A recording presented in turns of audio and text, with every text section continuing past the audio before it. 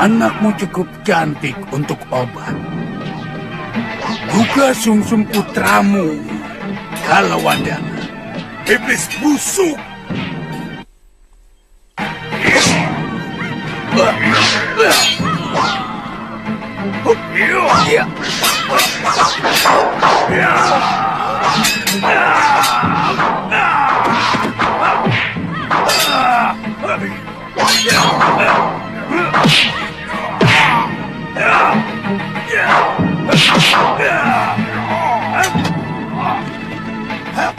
Tangkap kedua anak muda itu. Baik.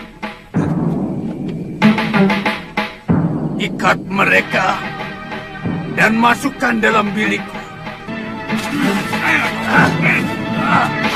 Sudomanik, sosok pendekar bergelar pendekar 8 lengan, terkenal karena kelicikannya.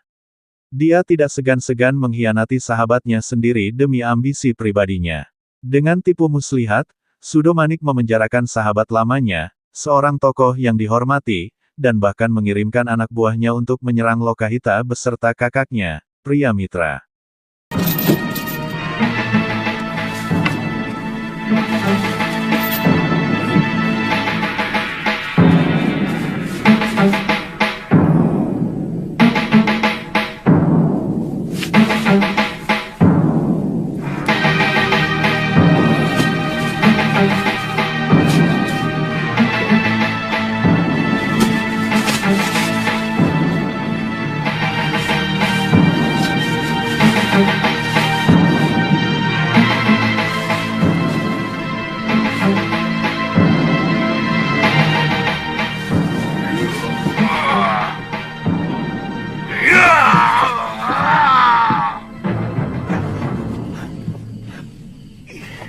Sang kakak beradik itu, lemah dan tak berdaya di hadapan kekuatan Sudomanik yang luar biasa.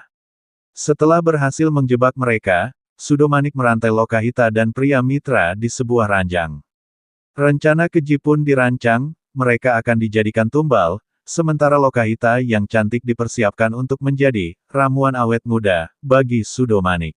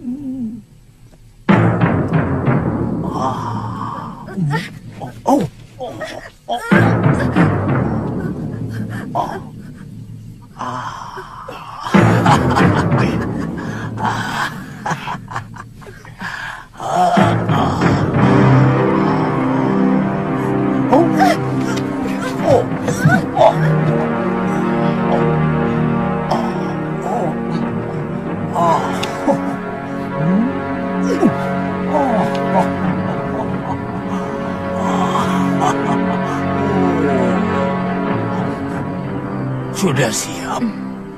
Sudah, Kang. Kalau sudah siap, panggil aku.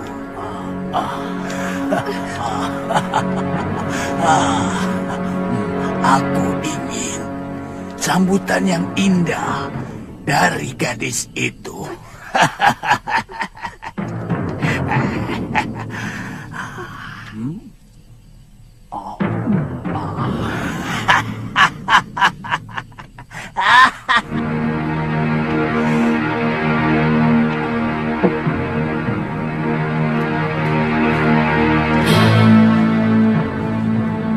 Buatkan ramuan untuk gadis itu, biar semakin ganas pucut. Kalau untukku, cukup kau buat saja anak menjangan. Dan ramuan umbi hitam. Baik, Guru.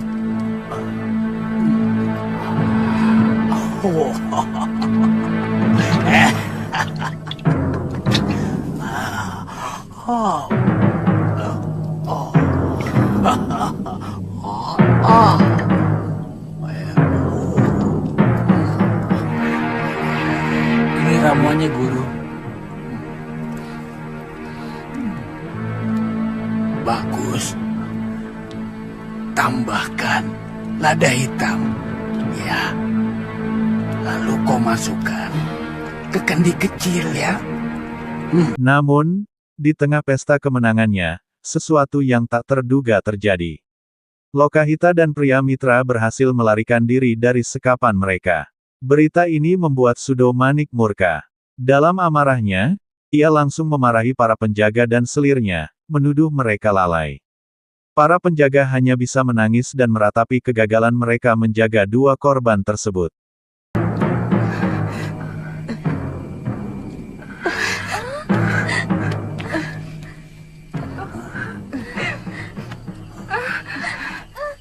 Ada apa ini? Ada apa? Mana mereka?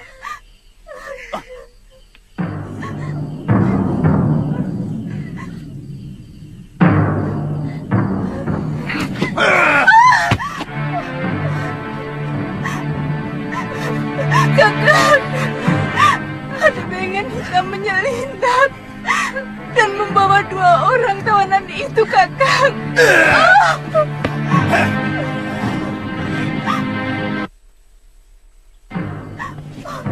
Tidak akan kuampuni perbuatan ini.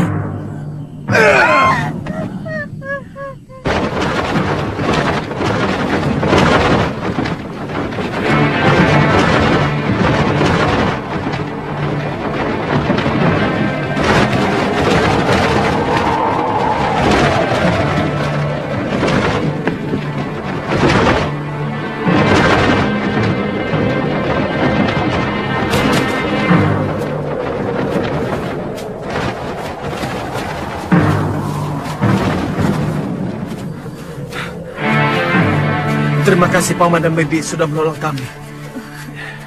Ternyata, ada dua sosok misterius berbaju hitam yang menyelamatkan kakak beradik itu.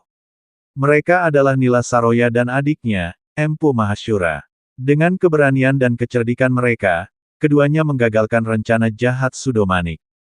Setelah memastikan Lokahita dan pria mitra selamat, Nila Saroya dan Empu Mahashura kembali ke padepokan mereka tanpa banyak bicara. Itu. Adi Lokahita akan dijadikan korban untuk obat awet muda, Ki Sudamani. Dan dia juga ingin menyedot tulang sumsum saya. Entah untuk apa.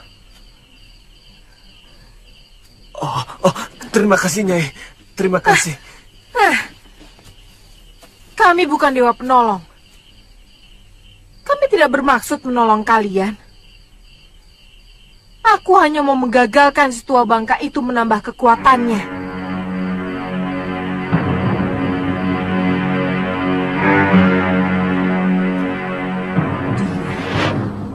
Masih punya hutang yang harus dia bayar kepadaku. Bibi, bagaimanapun, kami harus berterima kasih kepada Bibi dan Paman yang telah menolong kami. Itu urusan kalian. Kidarpa? Iya, Nyai. Kita kembali dulu ke padepokan. Baik, Nyai.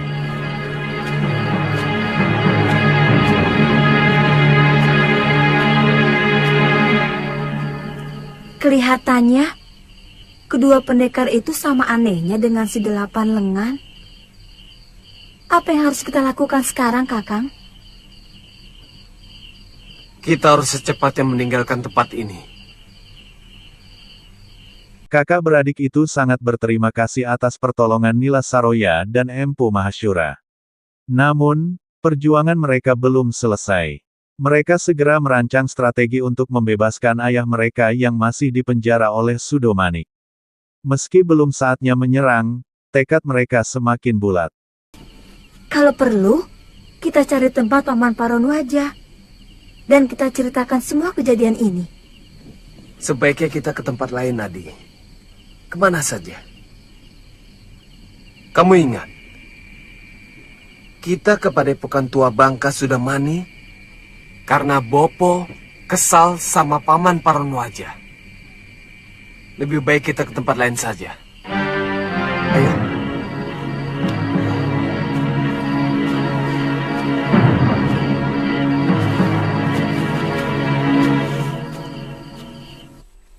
Kalian semua, sampai orang luar bisa menerobos rumahku. Di mana? Tadi saya melihat sendiri ada orang berpakaian hitam-hitam di belakang rumah, Guru. Iya, Guru. Betul, Guru. Saya pikir kawan kita sendiri, Guru. Siapa yang suruh mikir? Iya. Tugas kamu menjaga. Iya, Artinya kamu mewaspadai, Iya, Guru. melihat, Iya. mencurigai, Iya, menanyai Guru. setiap orang yang datang. Ya ampun, Guru. Bukan untuk mengira-ngira atau menduga-duga. Iya, Guru. Di sisi lain, Sudomanik, yang tidak tahu apa-apa tentang keterlibatan Nila Saroya dan Empu Mahashura, mendatangi ayah Lokahita dan pria mitra dengan penuh amarah. Dia menuduh sang ayah telah meminta bantuan untuk membebaskan anak-anaknya. Dalam kemarahan butanya, Sudomanik menghajar sang ayah dengan brutal, menunjukkan sisi kejamnya yang tanpa ampun. Mau apa lagi kalian, ha? Hei! Hei! Mau apa? Hah? Bilang sama guru kalian. Dia lebih busuk dari Dendawa. Diam! Apa? Diam! Membalas kebaikanku dengan perlakuan seperti ini. Ayo!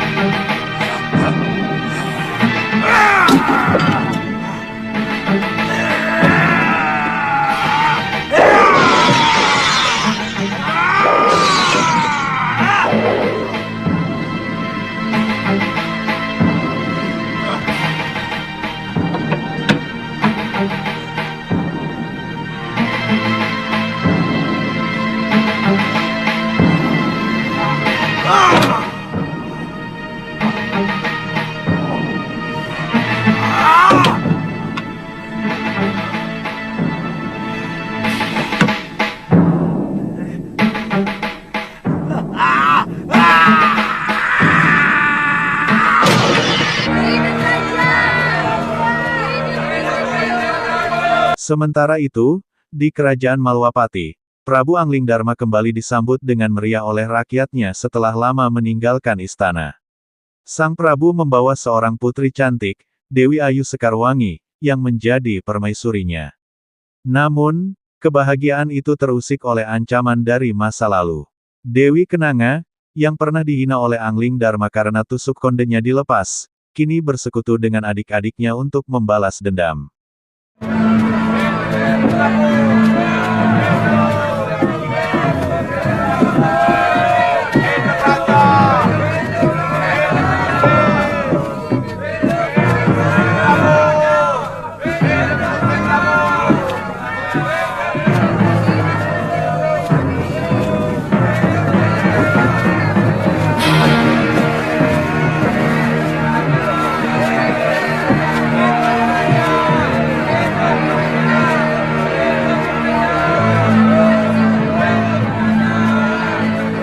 Kurang ajar.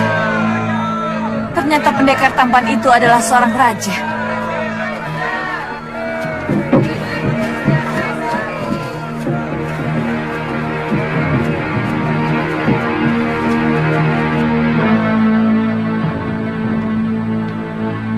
Kantil! Cempaka!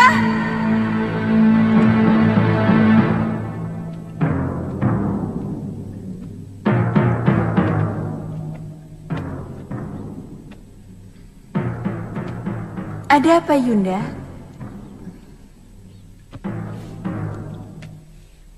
Yunda, ternyata laki-laki yang telah mempermalukan kita tempo hari adalah seorang raja.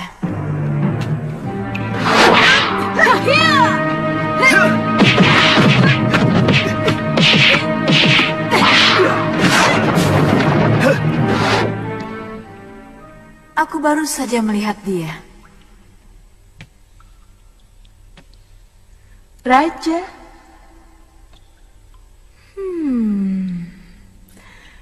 Pantas bau badannya wangi. Ya, dia Prabu di Malwapati. Rupanya dia berhasil membebaskan diri dari kutukan Yunda Dewi. Kita harus membuat perhitungan dengan dia.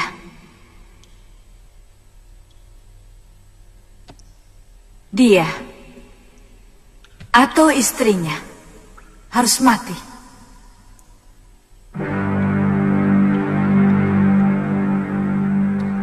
Harus mati.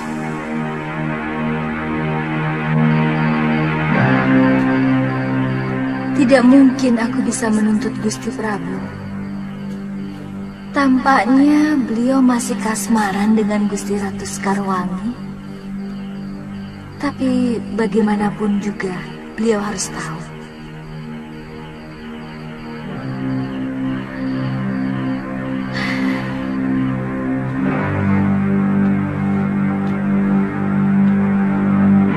Dalam suasana istana yang penuh kebahagiaan, Galuh Parwati mendatangi Prabu Angling Dharma dengan hati yang berat.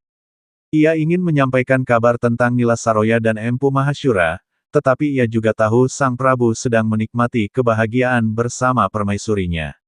Setelah mengumpulkan keberanian, Galuh Parwati akhirnya berbicara. Ia menuduh Angling Dharma bertanggung jawab atas nasib yang menimpa keluarganya. Sang Prabu pun menceritakan apa yang sebenarnya terjadi, mencoba menjelaskan semua kepada Galuh Parwati. Di tengah kisah cinta, dendam, dan perjuangan, setiap tokoh dalam cerita ini membawa misi dan rahasia masing-masing, yang akan membawa mereka ke babak berikutnya dalam perjalanan hidup mereka. Mungkin ada sesuatu dari yang kita bicarakan malam itu yang membuat dia teringat sesuatu yang barangkali sangat memukul perasaannya. Kalau tidak salah, saya telah bercerita bagaimana saya mendengar percakapan Nila Saroya dengan Darpasyura yang melarikan diri dari padepokan ayahnya. Mungkin persoalannya itu, Kanda Prabu.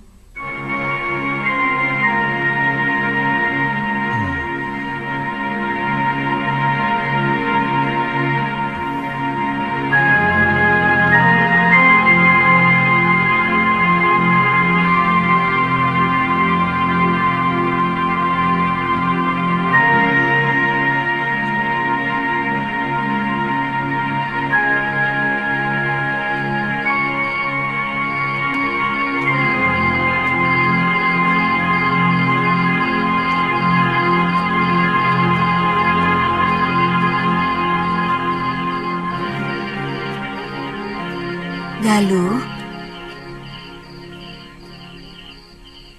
kata Bibi Emban, dari pagi kamu belum makan? Dari kemarin, hamba tidak nafsu makan, Gusti Dewi. Apa yang mengganggu pikiranmu sebenarnya, Lu? Boleh hamba menyampaikan sesuatu, Gusti Prabu? Kapan aku pernah melarang seseorang untuk menyampaikan sesuatu? Kamu ini ada-ada saja, loh. Maaf, Gusti. Hamba mau menuntut pertanggungjawaban Gusti Prabu.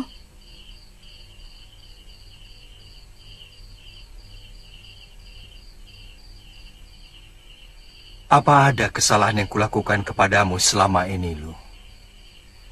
Gusti Prabu telah menyebabkan keluarga saya dan juga padepokan Sugaluh menjadi hancur berantakan.